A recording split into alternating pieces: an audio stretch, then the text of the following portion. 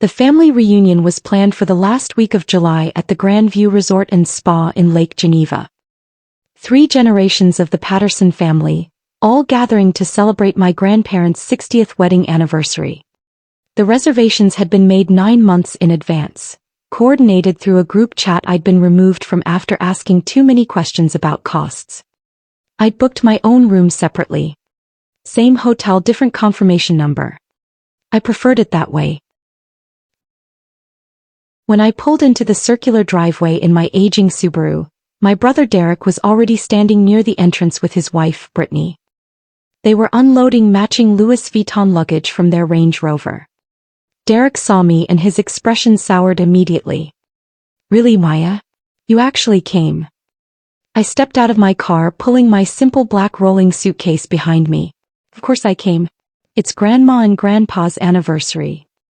We thought you'd have the sense to skip it." Brittany adjusted her designer sunglasses. "Given the circumstances." "What circumstances?" Derek laughed, harsh and sudden. "The circumstances where you can barely afford to be here. This place is $500 a night, Maya, minimum. And that's before the resort fees and all the activities Dad has planned." "I'm aware of the rates." "Are you? Because last I checked, preschool teachers don't exactly make bank." He looked at my car, my suitcase, my simple cotton dress. "You're going to stick out like a sore thumb all week. Designer dinners, spa days, golf tournaments. How exactly are you planning to pay for all that?" "I have savings." Brittany snorted. "Savings, right? Listen, Maya, we're not trying to be mean, but this is embarrassing for all of us. You showing up in your teacher clothes with your teacher car, counting pennies while the rest of us are trying to enjoy a luxury vacation. Then don't be embarrassed. I'll keep to myself." "That's not how family reunions work." Derek stepped closer, lowering his voice. "Look, there's a Holiday Inn about 15 miles from here. Much more your speed. You could still come to the anniversary dinner on Saturday, but the rest of the week you could just not be here." "I already have a reservation." "Which you probably can't afford. Maya, come on. Be realistic." My sister Charlotte emerged from the lobby, her heels clicking on the marble. She took one look at me and sighed deeply.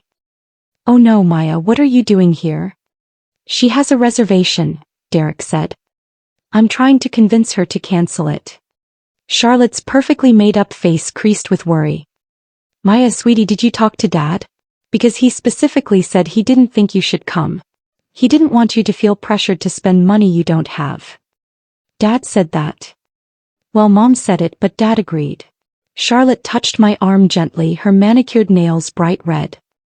"We love you, you know that, but this week is going to be expensive and we know teachers don't make much.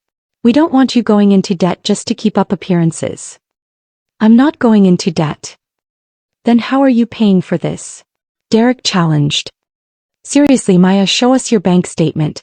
Prove you can actually afford to be here." "I don't need to prove anything to you." "See, because you can't." He turned to Charlotte. "She can't afford it. She's going to put it all on credit cards and then spend the next 5 years paying it off. It's irresponsible."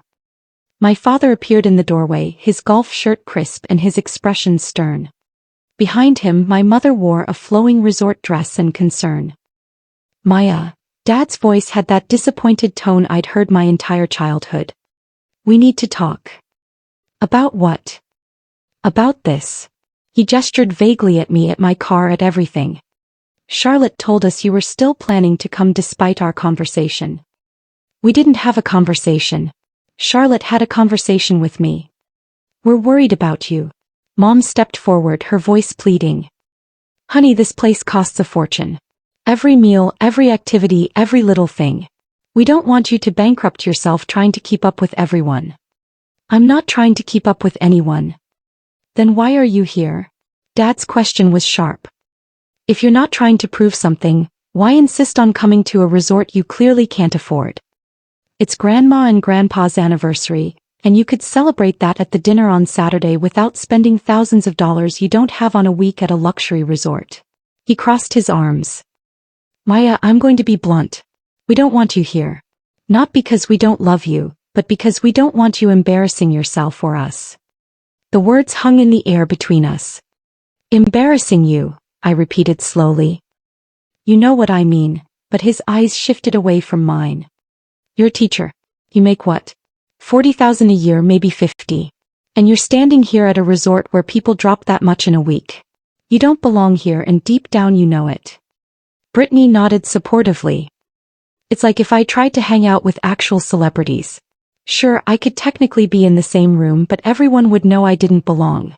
It would be awkward for everyone. We just want to enjoy this week, Charlotte added. Without worrying about you, without feeling guilty every time we order wine or book a spa treatment because we know you're sitting in your room counting dollars. I won't be in my room counting dollars. Then what will you be doing? Derek demanded. Because all the activities Dad planned are expensive. The golf tournament entry alone is $300 per person. The wine tasting is $200. The sunset yacht cruise is $500. Are you going to sit them all out? Just wander around the resort by yourself while the family does things together. Or worse, try to join in and put it all on credit cards, Brittany added. Which is just sad, Maya. Really sad. My mother's eyes were wet. We're saying this out of love. We don't want you to spend the next year digging yourself out of debt because you were too proud to admit you couldn't afford a vacation. Find a motel you can afford, Dad said firmly. Something reasonable. You can still come to the anniversary dinner, but the rest of the week you need to go. This isn't your world, Maya. It never has been. I looked at each of them in turn. Derek with his arms crossed, confident in his superiority. Brittany checking her phone, already bored with the conversation. Charlotte looking sympathetic but immovable. Mom wringing her hands, worried but agreeing. Dad standing rigid, waiting for me to comply. Okay, I said quietly. Dad blinked. Okay, I'll leave. You won't be embarrassed by me. Relief flooded their faces. Mom actually smiled. Oh, honey, I'm so glad you're being reasonable about this. We'll see you on Saturday for the dinner and it'll be lovely. No pressure, no stress. Sure, Mom. I got back in my Subaru, started the engine and drove out of the circular driveway. In my rearview mirror, I saw them already moving toward the entrance, laughing about something, the tension of the confrontation dissolving like it had never happened. I drove exactly 1 mile down the road to the coffee shop in the small town center. Ordered a latte, sat down at a window table with my phone, then I made a call. Good morning, Miss Patterson. James Hendricks answered on the first ring. James was the regional director for Grand View Luxury Resorts, overseeing all 7 properties in the portfolio, including the flagship location in Lake Geneva where my family was currently checking in. How can I help you, James? Hi, I need you to pull up the reservation for the Patterson family reunion. It should be under Gerald Patterson. One moment, I heard typing. Yes, I have it. Party of 23 booked through Saturday. Presidential suite, 4 luxury suites and 6 standard rooms. Very nice group booking. I need you to flag it. Flag it? How? Owner review. All charges, all activities, all privileges. I want to be notified of every single thing they do this week. There was a pause. Is there a problem? Let's call it due diligence. How many complaints has that property received in the past quarter? Lake Geneva, maybe 3 or 4. Nothing, I'm serious. Why? And how many has it received about the Patterson party specifically? None that I'm aware of, but they just checked in 20 minutes ago. Right. Well, keep me updated. If there are any issues with guest behavior, staff treatment, anything at all, I want to know immediately. Of course, Miss Patterson. I'll make sure the property director is aware. Thank you, James. I ended the call and sipped my latte. Through the window, I could see the lake sparkling in the distance. The Grand View Resort sat on the northern shore, all glass and elegance, with its private beach and championship golf course. I'd bought it 3 years ago. Well, I'd bought the parent company that owned it along with 6 other luxury properties scattered across the Midwest. The total acquisition had cost me $42 million, funded by the tech company sale that my family still knew nothing about because I'd never told them. After teaching for 6 years, I'd spent my evenings building an educational software platform, something I genuinely cared about that helped teachers manage classrooms more effectively. I'd worked on it alone at first, then hired developers as it gained traction. Within 3 years we had 12,000 schools using it. When a major education technology corporation offered to buy it, I'd said yes. The sale netted me $68 million after taxes. I kept teaching for another year because I loved it. Then I'd quietly transitioned to consulting and started investing. Real estate felt tangible, understandable. Hotels seemed like a natural fit. The Grandview chain was struggling when I bought it. Good properties, poor management, no vision. I'd replaced the executive team, upgraded facilities, and implemented new training programs for staff. Within 2 years we were profitable again. Within 3 we were thriving. My family knew I'd changed jobs. They knew I did something with consulting. They'd never asked for details and I'd never offered them. When I showed up in my sensible car wearing Target dresses, they'd made assumptions. I'd let them. Now I was wondering if that had been a mistake. My phone rang. James Hendricks again. That was fast, I said. You're going to want to hear this. He sounded tense. I just got a call from Margaret. She's the property director at Lake Geneva. Apparently, your father demanded to speak with management about 10 minutes ago. About what? He's claiming there was a booking error. Says a room was reserved under the name Maya Patterson and he wants it cancelled immediately. Says the person who booked it isn't actually coming and he doesn't want to be charged for it. I closed my eyes. What did Margaret tell him? That she couldn't cancel a reservation without authorization from the guest who made it. He got aggressive, started saying he's the head of the family party, that he should have authority over all the bookings, that it's ridiculous a hotel wouldn't listen to a guest spending over $50,000 for the week. $50,000? I whistled. He's really going all out. Apparently Margaret held firm on policy, but he's demanding to speak to her supervisor. He's in the lobby right now making a scene. Tell Margaret I'm coming back. 20 minutes. You're coming here? I own the place, James. I can come whenever I want. I heard him smile. Fair point. I'll let her know. The drive back to the resort took 15 minutes. I parked in the owner's reserved spot, a space my family would have walked right past without noticing, and entered through the side entrance that led directly to the administrative offices. Margaret Chin was in her office on the phone looking stressed. She was 53, brilliant at her job and had been with Grandview for 6 years, 3 before my acquisition and 3 after. We'd worked closely during the renovation process. She knew my family was here. She didn't know they were my family. She looked up when I walked in and relief flooded her face. She wrapped up her call quickly. Miss Patterson, thank goodness. James filled me in. Is my father still in the lobby? Your father. She blinked. Gerald Patterson is your father? Unfortunately. Oh no. Oh, Miss Patterson, I'm so sorry. You handled it exactly right. Don't apologize. I sat down across from her desk. Tell me what happened. She explained the confrontation. Dad had approached the desk demanding the cancellation. When the front desk clerk explained they needed authorization from the guest who made the reservation, he'd raised his voice. Said it was absurd that a hotel wouldn't work with its biggest spender of the week, implied the clerk was being difficult on purpose and demanded a manager. Margaret had come out, reiterated the policy, and offered to try calling the guest to request authorization. Dad had refused, saying it was unnecessary, that he was telling them to cancel it and that should be enough. He's still out there, Margaret said. Sitting in the lobby with your mother and siblings, complaining loudly about poor customer service. Other guests are starting to notice. I see. I stood up. Let me handle this. Are you sure? I can have security. No security? Not yet. Let me talk to them first. I walked down the hallway toward the lobby, my footsteps silent on the plush carpeting. Through the glass doors I could see my family clustered near the fireplace. Dad was gesturing emphatically while talking to Derek. Mom looked embarrassed. Charlotte was on her phone. I pushed open the doors and walked straight to the front desk. The clerk, a young woman named Sarah who'd been with us for 8 months, looked relieved to see me. Miss Patterson, she said quietly. I'm so sorry about the situation. You did great, Sarah. Don't worry. I raised my voice slightly. Now I understand there's an issue with the room reservation.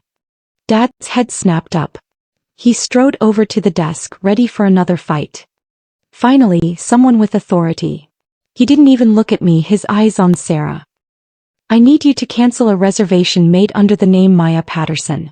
The guest isn't coming and I refuse to pay for an empty room. I can't cancel that reservation, sir, I said calmly. Why not? I'm telling you she's not coming. Because the guest who made the reservation is standing right here. He turned to me, then really looked at me for the first time since I'd entered. Why? What are you doing here? I thought you left. I did leave. I came back. Why would you? He stopped, confused. Wait, did you talk to them? Did you convince them to let you stay? I don't need anyone's permission to stay here, Dad. Yes, you do.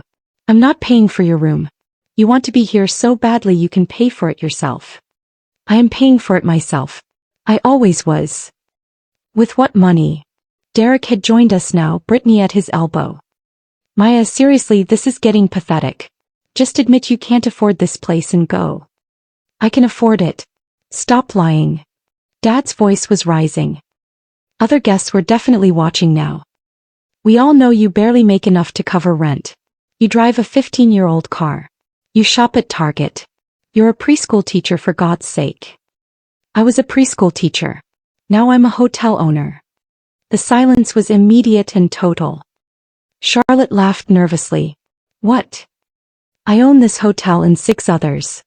I turned to Sarah. Sarah, can you pull up the ownership records for Grandview Lake Geneva? She typed quickly, her fingers shaking slightly. Yes, ma'am.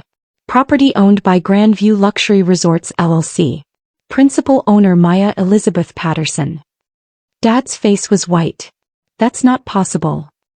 It's very possible. I bought the company 3 years ago after selling my educational software business. The sale netted me $68 million. I invested $42 million of it in acquiring Grandview. Mom made a small sound like air escaping. You sold a business. Charlotte's voice was faint. What business? Classroom Connect. It's an educational platform used by about 40,000 schools now. I built it while teaching. Sold it in 2022. Derek was shaking his head. No, this is some kind of joke. It's not a joke. Margaret had appeared beside me, her expression professional but her eyes sharp. Miss Patterson has owned these properties for 3 years. She's been an excellent owner, very hands-on during renovations, very supportive of staff, very committed to guest experience. But you're a teacher, Mom whispered. You teach preschool. I did teach preschool. I loved it, but I also built a company on the side, and when someone wanted to buy it, I sold it. Then I kept teaching for a while because I enjoyed it and eventually transitioned to consulting and investing. Why didn't you tell us? Dad demanded. I tried to remember when I had told them. You said consulting was just a fancy word for unemployment. When I mentioned I'd made some good investments, Derek said I probably put $100 in an index fund. When I offered to help Charlotte with her business startup costs, she said she didn't need pity money from her struggling sister. Each example landed like a physical blow. I could see them remembering, the memories clicking into place. But you still dress like. Brittany gestured at my outfit. Like you shop at clearance sales. I do shop at clearance sales. I like a good deal. Why would I spend $300 on a shirt when I can get one I like just as much for $30? And your car, Derek started, is reliable, fuel efficient, and paid off. I don't care about cars. Why would I spend money on something I don't care about? Your apartment, Charlotte said weakly. You live in a 1-bedroom apartment. I live in a 3-bedroom condo in Lincoln Park that I own outright. It has 1 bedroom because I don't need more space. Why would I maintain empty rooms? Dad sank into a nearby chair. This can't be real. It's very real, Dad. You're standing in the lobby of a hotel I own. You just tried to cancel my reservation at my own property. And for the past hour, you've been complaining about customer service to staff who report directly to me. Margaret stepped forward. Mr. Patterson, I need to inform you that hotel policy requires respectful treatment of all staff members. The complaints you made to the front desk staff were noted. Miss Patterson has instructed us to flag your party for owner review. Owner review? Mom looked panicked. What does that mean? It means every aspect of your stay will be monitored, I said quietly. Every charge, every activity, every interaction with staff. Any further issues and your stay privileges can be revoked. Stay privileges, Dad's voice cracked. Maya, you can't be serious. You're going to kick us out. You kicked me out 2 hours ago. Told me I didn't belong here. Told me to find a motel I could afford. We didn't know, Mom choked out. That I owned the place or that I could actually afford to be here. I looked at each of them. Would it have mattered if I was just a teacher who'd saved up for this vacation? Would I have belonged then? No one answered. That's what I thought. I turned to Margaret. The Patterson party can stay, but the owner review flag remains active. Any staff complaints, any behavioral issues, any problems at all? I want to know immediately. Yes, ma'am. Maya, wait. Mom reached for me but I stepped back. I have a reservation here. Room I paid for. I'm going to check in now and enjoy the facilities. You all can do the same.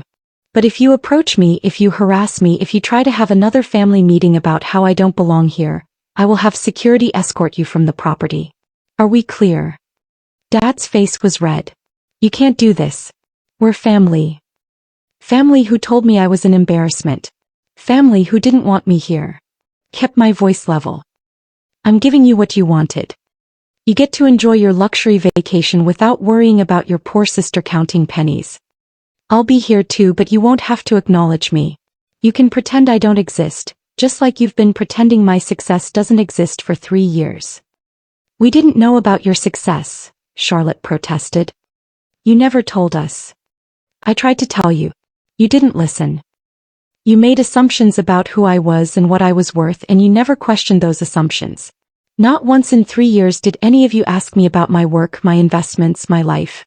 You just decided I was failing and treated me accordingly. Sarah handed me a key card. Room 412. Miss Patterson, top floor, Lakeview. Your usual suite. Thank you, Sarah. I took the key, then looked back at my family one last time. Enjoy your vacation. Try to be kind to the staff. They work hard. I walked toward the elevators, my rolling suitcase trailing behind me. Behind me, I could hear my family erupting into urgent whispered conversation, but I didn't turn around. The elevator doors closed and I leaned against the wall, suddenly exhausted. My phone buzzed. A text from James Hendricks. Margaret briefed me. Are you okay? I typed back, fine, just tired. Take the rest of the day. Decompress. I'll handle anything that comes up. Thanks, James. Another text, this time from a number I recognized as Charlotte's. Maya, please. We need to talk. This is insane. You can't just shut us out. Then Derek, you're being extremely immature about this. So we made a mistake. Get over it. Then Brittany, if you're really rich, why do you act so poor? That's honestly kind of manipulative. Then Mom, sweetheart, I'm sure this is all a misunderstanding. Let's have dinner tonight and work this out like adults. Then Dad, this is absurd. I'm your father. You will speak to me with respect. I turned my phone off. The suite was beautiful. Floor-to-ceiling windows overlooking the lake. A king bed with luxury linens, a marble bathroom with a soaking tub. I'd stayed here dozens of times while overseeing renovations and operations. It felt more like home than my family had in years. I ordered room service, changed into comfortable clothes, and sat on the balcony watching boats drift across the water while the sun set in shades of orange and gold. Somewhere in this hotel, my family was probably still talking about me, trying to understand, trying to reconcile the sister they thought they knew with the reality they just discovered. Maybe feeling guilty, maybe feeling angry, maybe both. But that wasn't my problem to solve. I'd spent 3 years being quietly successful while they assumed I was struggling. 3 years of gentle corrections that were ignored, of accomplishments that were dismissed, of trying to share my life with people who'd already decided what my life was. I was done trying. Tomorrow I'd go to the spa, book a massage, maybe play a round of golf, and enjoy the resort I'd worked hard to restore and maintain. And if I happened to see my family in the hallways or restaurants, I'd smile politely and keep walking. They wanted me to find a place I belonged. I had. It just wasn't with them. My phone, still off, sat on the nightstand. I knew when I turned it back on, there would be more messages, more demands for explanations, for conversations, for me to make them feel better about treating me poorly. But not tonight. Tonight I was going to soak in the enormous bathtub, watch a movie on the premium television, and sleep in 1,000 thread count sheets at the hotel I owned. And tomorrow, I'd see if my family could manage to get through one day without embarrassing themselves at my resort.